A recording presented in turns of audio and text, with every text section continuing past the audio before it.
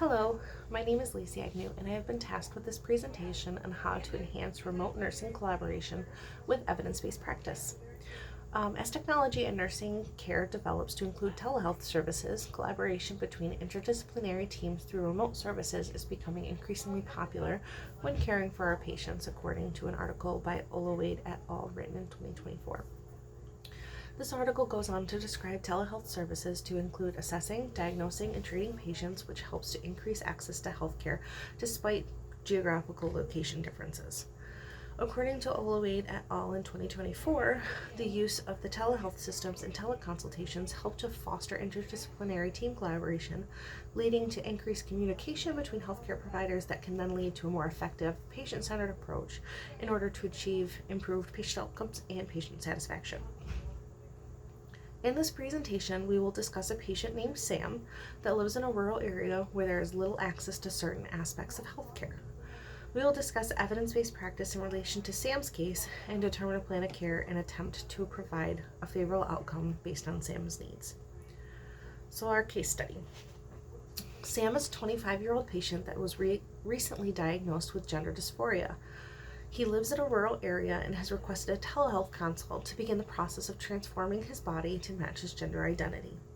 He has been seen by a healthcare provider, Dr. Smith, who performed a behavioral health assessment and provided the diagnosis of gender dysphoria. Sam informed his provider that his interest in pursuing hormonal and surgical treatments is valid, and that's what he would like to go on with.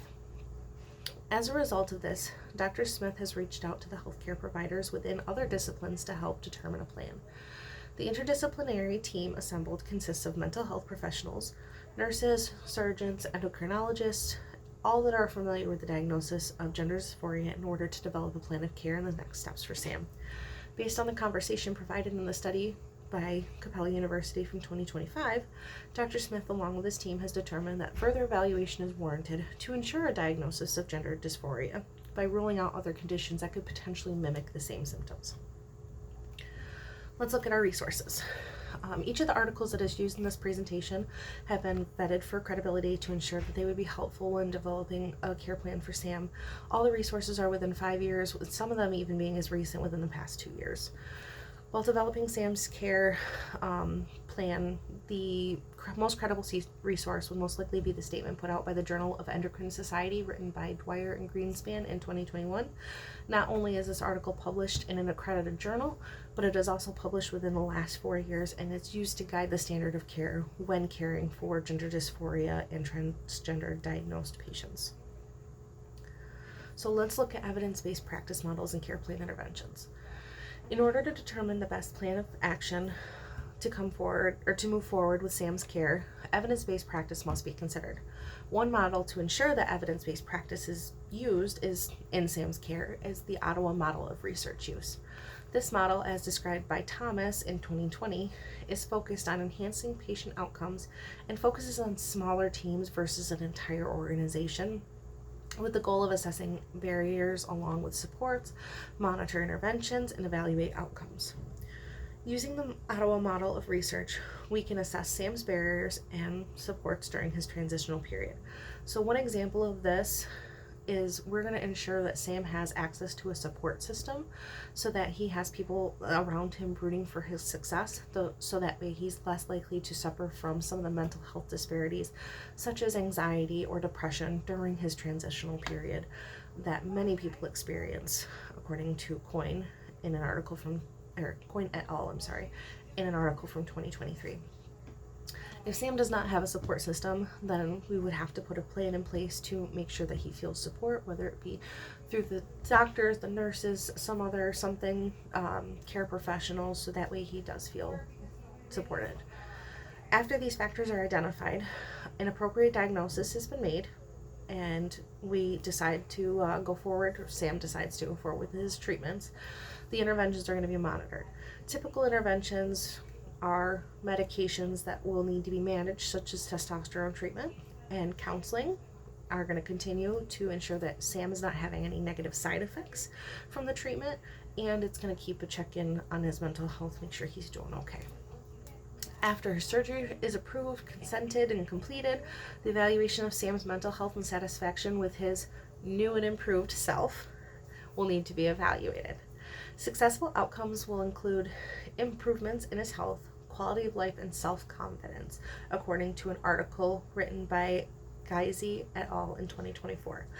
Ideally, after Sam has been on hormone replacement treatments and had his surgical treatments, he would feel that his health, both physical and mental, would be improved, along with his confidence and overall quality of life. All of these interventions are considered gender-affirming care, according to a statement by Dwyer and Greenspan from 2021. This statement goes on to say that providing these types of interventions has improved mental health of the individuals while improving the quality of life. This is the article that is from the Journal of the Endocrine Society. Gender-affirming care is something that can be accomplished via telehealth services. Through his course of treatment, virtual consultations can be completed with Sam to help monitor his interventions and ensure continuity of care despite the physical location difference of the providers involved in the interdisciplinary team. The use of telehealth has become a lifeline for some individuals in rural communities that do not have access or have very limited access to healthcare, according to the article by Oloade et al. In 2024. Incorporating telehealth as an intervention while caring for Sam can ensure that he has access to the healthcare providers despite being in a rural area.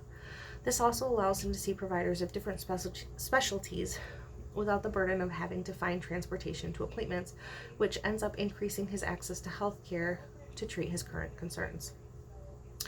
Oloade et al.'s article from 2024 also goes on to say that telemedicine can help nurses and physicians along with specialists communicate seamlessly while coordinating the care to ensure that the patient is receiving holistic, patient-centered care that is shown to improve outcomes. Using these interventions and the telehealth services, I believe we can have a very good care plan in place to ensure that Sam has favorable outcomes. Thank you.